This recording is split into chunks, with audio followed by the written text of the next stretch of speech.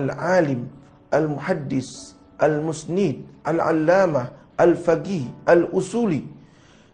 Begitu banyak sanjungan dan pujian yang dialamatkan untuk beliau yang ceritanya kita akan angkat pada kali ini.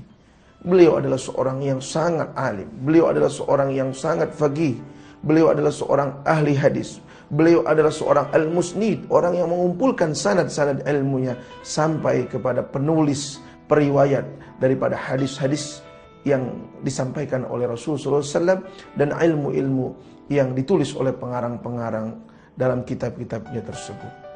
Beliau adalah seorang kelahiran asli Indonesia. Beliau lahir di satu kampung yang sangat terpencil, di satu desa yang bernama Termas, di Kecamatan Arjosari, Kabupaten Pacitan, yang letak geografinya masih masuk dalam Kariseridan Madiun, Provinsi Jawa Timur.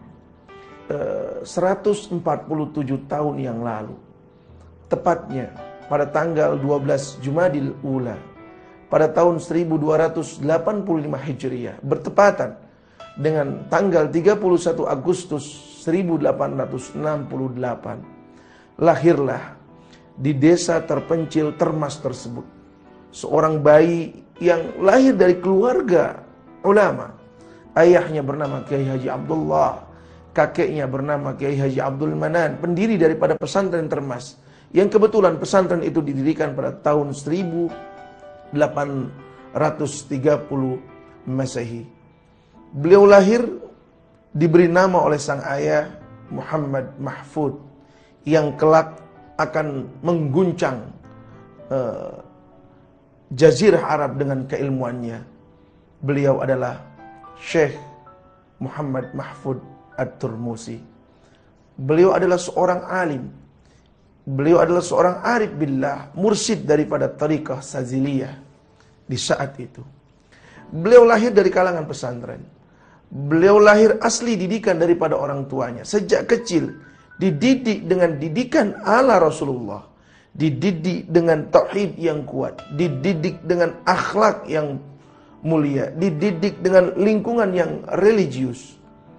Bagaimana dunia pesantren membentuk pribadi beliau dan orang saleh, keturunan-keturunan daripada orang-orang saleh. Beliau lahir diberikan kelebihan oleh Allah dengan kecerdasan yang cukup luar biasa. Selepas dididik langsung oleh ayahanda beliau, sampai usia beliau beranjak remaja, disitulah beliau mengawali pendidikan ilmu fikih, ilmu nahwu, tafsir dan lain sebagainya. Dan kemudian di usia remaja beliau berkelana ke Semarang, Jawa Tengah, bertemu dengan seorang arif billah, seorang ulama besar, Syekhul Masyayikh, gurunya daripada para guru. Beliau adalah Syekh Kiai Haji Soleh Darat yang tinggal di daerah Semarang. Tidak cukup sampai di situ. Beliau belajar tafsir daripada Kiai Haji Soleh Darat.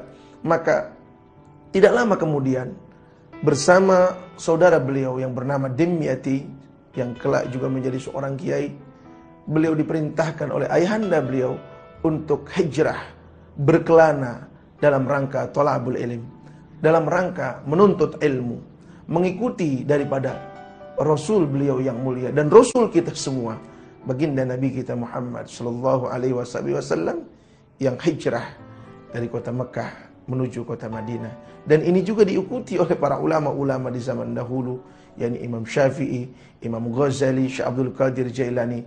Maka hijrah pula lah Syekh Muhammad Mahfud kecil At-Turmusi dari kota Pacitan menuju Mekah Al-Mukarramah. Kita akan lanjutkan pembahasan kita mengenai tentang biografi Syekh Mahfud At-Turmusi, Mas TV yang dirahmati oleh Allah. Kita kembali lagi menceritakan, mengangkat sejarah hidup seorang ulama besar, Syekh Muhammad Mahfud At-Turmusi. Berangkatlah beliau ke kota Mekah Al-Mukarramah. Mahfud remaja sangat beruntung saat itu, karena kota Mekah pada kurun tersebut dipenuhi dengan puluhan para ulama-ulama arif billah. Di situ zamannya Syed Bakar Muhammad Shatta. Di situ beliau bertemu dengan Syekh Nawawi Al-Bantani. Di situ beliau bertemu dengan seorang muhaddis besar, Said Hussein bin Muhammad Al-Habsi, dan juga ulama-ulama yang lainnya. Yang apabila kita seandainya hidup di zaman itu, kita berkeliling daripada Masjidil Haram, maka setiap sudut daripada tiang-tiang Masjidil Haram itu bersender para ulama-ulama yang siap menampung dahaga daripada para penuntut ilmu. Belajarlah Syekh Muhammad Mahfud At-Turmusi kepada Syed Bakar Muhammad Shatta, dan dari beliaulah Syekh Mahfud mendapat sanad ilmu hadis daripada Imam Bukhari. Kebetulan beliau mendapat sanad yang ke-23. Bayangkan, beliau adalah orang yang ke-23 daripada Imam Bukhari. Langsung beliau diterima daripada Syed Bakar Muhammad Shatta. Beliau juga langsung mendapat ijazah daripada kitabnya Syed Bakar Muhammad Shatta, I'anatul Talibin. Beliau juga bertemu dan belajar, berguru kepada Syekh Nawawi Al-Bantani. Beliau bertemu dengan para ulama-ulama yang beliau bukan hanya belajar dari segi keilmuannya saja, tapi beliau juga melihat bagaimana akhlak-akhlak Rasulullah tercermin daripada perilaku dan pribadi daripada akhlak-akhlak ulama-ulama yang saat itu memenuhi daripada setiap sudut Masjidil Haram. Subhanallah. Maka terbentuklah Mahfud remaja yang cerdas, yang intelektual, yang berakhlak, yang tawaddu dan sederhana. Kita tahu bahwa dalam sejarah dicatat Syekh Mahfud At-Turmusi berangkat dari Nusantara yang kita cintai ini menuju Makkah Al-Mukarramah. Beliau dengan bekal apa adanya, tetapi beliau punya modal yang luar biasa, adalah beliau memiliki kecerdasan dan ketawadduan yang dengan keduanya itulah menjadi modal penting bagi setiap thalabul ilm, bagi setiap penuntut ilmu yang menginginkan ilmu daripada guru-gurunya, yang menginginkan ilmu daripada para mursyid-mursyidnya. Kita lihat dalam catatan sejarah ulama manapun bahwa dua kriteria inilah yang wajib dimiliki, yakni yang pertama ketawadduan, akhlak, adab kepada sang guru. Bagaimana sahibut ta'lim al-muta'allim mengatakan bahwa ala la tanalul ilma illa bisittatin sa'unbika an majmu'iha bibayani dzaka'in wa hirsin wastibarin wa bulghatin wa biirsadil ustadi wa bituli zamani. Semua ini lengkap ada pada diri seorang Mahfud At-Turmusi. Bagaimana dikatakan bahwa untuk dapat mencapai ilmu para guru-guru kita, untuk dapat menyerap dan meresapi daripada setiap cahaya-cahaya rahmat, cahaya-cahaya hidayah, cahaya-cahaya ilmu yang ingin ditularkan oleh guru kita, kita harus minimal memiliki 6. Yang pertama, kita harus memiliki kecerdasan. Kecerdasan yang bersumber daripada wara, menjaga diri daripada perkara-perkara yang haram. Kita tahu bagaimana Imam Syafi'i ketika dia mengadu, dia melaporkan tentang lemahnya hafalannya, maka Al-Imam Waqi mengajarkan kepada beliau untuk meninggalkan kemaksiatan. Karena ilmu adalah cahaya, dan cahaya tidak akan masuk ke ruangan yang dinding-dinding atau cermin-cerminnya itu kotor. Zakain, wahirsin, dan semangat yang kuatlah yang menghantarkan Mahfud At-Turmusi melintasi daratan dan lautan, menyeberangi lautan, naik ke bukit-bukit, sampailah beliau di kota tujuan, yakni Makkah Al-Mukarramah.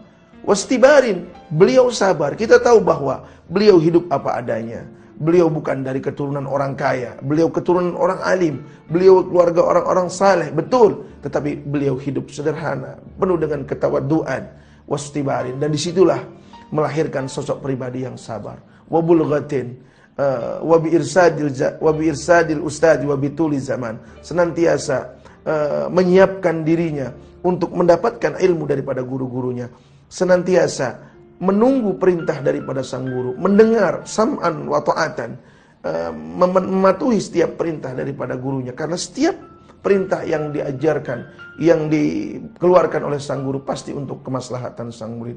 Dan yang terakhir, wabituli zaman, adalah dengan waktu yang tidak singkat. Disitulah subhanallah ulama yang sedang kita ceritakan ini tinggal begitu lama di kota Makkah Al-Mukarramah. Beliau bukan hanya menggali, beliau bukan hanya mencari, beliau bukan hanya meresapi, tetapi pada akhirnya beliau menjadi seorang guru daripada ulama-ulama. Wabil khusus ulama-ulama yang tinggal di Indonesia, yang kemudian ulama-ulama tersebut pulang ke Indonesia membawa cahaya iman, membawa cahaya ilmu, membawa cahaya rahmat, dan menginspirasi banyak orang.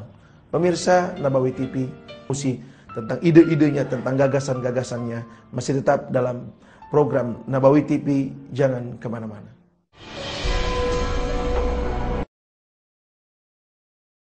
Pemirsa Nabawi TV rahimakumullah, tibalah saatnya cerita ini sampai pada saat Syekh Mahfud At-Turmusi berdiam di dekat Masjidil Haram, mengajarkan ilmunya, menyampaikan apa yang pernah didapatkan daripada guru-gurunya.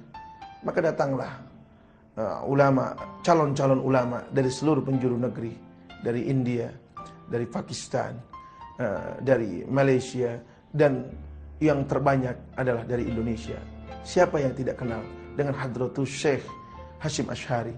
Siapa yang tidak kenal dengan Ki Haji Ahmad Dahlan, pendiri Muhammadiyah? Siapa yang tidak kenal dengan Kiai Haji Bisri Samsuri? Siapa yang tidak kenal dengan Kiai Haji Asnawi? Siapa yang tidak kenal dengan Kiai Haji Mas Mansur? Yang semuanya itu adalah cetakan, hasil didikan, hasil bimbingan daripada seorang Syekhul Masyaikh, Syekh Muhammad Mahfud At-Turmusi. Itulah kehidupan terus berganti, generasi terus berganti, bahwa sebaik-baiknya orang adalah orang yang menyiapkan generasi selanjutnya untuk melanjutkan perjuangan daripada dakwah-dakwahnya.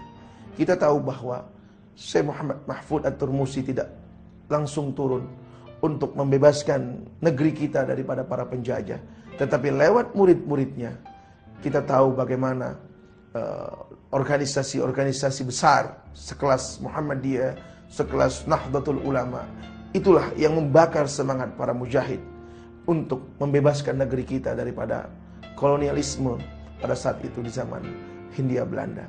Syekh Mahfud At-Turmusi betul tidak turun ke Indonesia dari masjid ke masjid, dari musola ke musola untuk berceramah memberikan dakwah-dakwahnya, tapi lewat kitab-kitab karangannya.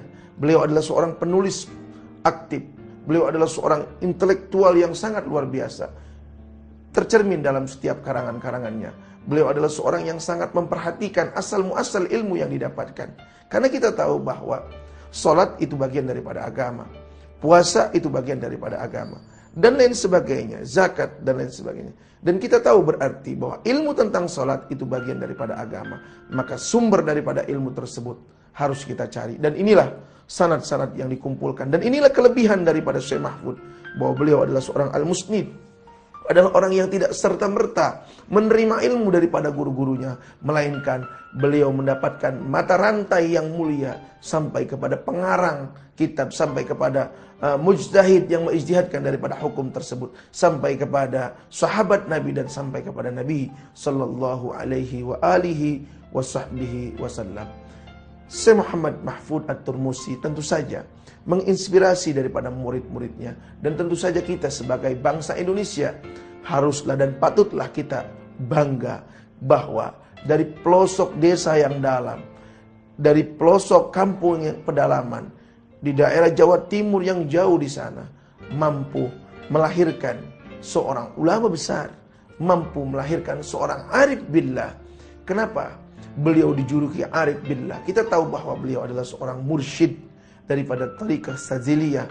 Bayangkan, beliau bukan hanya bicara tentang ilmu zahir, sangat hati-hati tentang makanan yang masuk ke mulutnya, tentang pakaian yang dia pakai, tentang apapun yang dia miliki. Kalau ilmu saja dia teliti sampai ke ujung atau ke pangkalnya, apalagi sesuatu yang dia makan, sesuatu yang dia minum, sesuatu yang menjadi teman hidup dalam kehidupan beliau, tentu saja beliau tidak sembarangan. Dan inilah yang disebut arif billah, seorang yang juhud, seorang yang sangat dekat kepada Allah Subhanahu wa taala. Jadi patutlah bahwa beliau bukan ulama yang hanya menguasai daripada setiap dalil, hadis, Al-Quran, usul fikih dan lain sebagainya. Tapi beliaulah seorang ulama yang mampu menjadi murabbi, yang mampu menjadi pembimbing daripada murid-muridnya, yang mampu mengarahkan murid-muridnya tentang suluk, tentang jalan menuju Allah Subhanahu wa ta'ala. Karena ini adalah hal yang paling penting, dan ini adalah buah dari setiap ilmu-ilmu yang dipelajari oleh para santri atau siapapun di majlis-majlis taklim, di pondok-pondok pesantren, di masjid-masjid dan lain sebagainya dan lain sebagainya. Jadi ilmu adalah sebuah sarana, buahnya adalah amal. Kalau ilmu dan amal jalan berdampingan sebagaimana pernah dipraktekkan dan dicontohkan oleh seorang Syekh Mahfud At-Turmusi, maka insya Allah diri kita bukan hanya besar di hadapan manusia, tapi kita akan besar di hadapan Allah Subhanahu wa ta'ala. Dan seseorang yang sudah besar di hadapan Allah, tidak akan ada satu makhluk pun yang akan mampu membuat dia menjadi kecil, karena dia dipuji kebesarannya oleh Zat yang maha besar, Zat yang tidak akan pernah jatuh oleh sebab daripada keingkaran atau kekufuran yang dilakukan oleh hamba-hambanya Allah Subhanahu wa ta'ala. Syekh Mahfud At-Turmusi adalah sosok ulama yang patut kita contoh, adalah sosok ulama yang patut menjadi teladan kita. Dan ini adalah kebanggaan kita, kebanggaan orang Jawa Timur, kebanggaan orang Pacitan, kebanggaan orang Indonesia pada umumnya, bahwa lahir daripada Nusantara kita bukan hanya pohon-pohon yang subur, bukan hanya tongkat yang menjadi pepohonan, bukan hanya biji yang dilempar kemudian tumbuh menjadi pohon yang begitu besar, tetapi subur tanahnya, juga subur daripada benih-benih yang ditanam di negeri Nusantara ini, di negeri Nusantara yang sangat kita cintai ini, bahwa lahirlah, tumbuhlah seorang ulama-ulama wara yang menggetarkan. Bahkan ada seorang doktor, seorang dosen di Al-Azhar mengakui tentang keilmuan daripada Syekh Mahfud At-Turmusi, bahwa beliau adalah seorang yang gigih dalam mengamalkan setiap apa yang dia ketahui. Dan beliau Syekh Mahfud At-Turmusi adalah orang yang sangat perhatian terhadap umat. Mudah-mudahan kehidupan beliau menginspirasi kita semua. Mudah-mudahan kita semakin yakin bahwa segala sesuatu pasti akan ada hasilnya. Setiap cita-cita, setiap keinginan besar pasti akan ada ending yang baik atau hasil yang baik, hadiah daripada Allah Subhanahu wa ta'ala. Sekian dari kami, semoga Allah meridhai perjumpaan kita. Hadanallah wa iyyakum ajmain. Wassalamualaikum warahmatullahi wabarakatuh.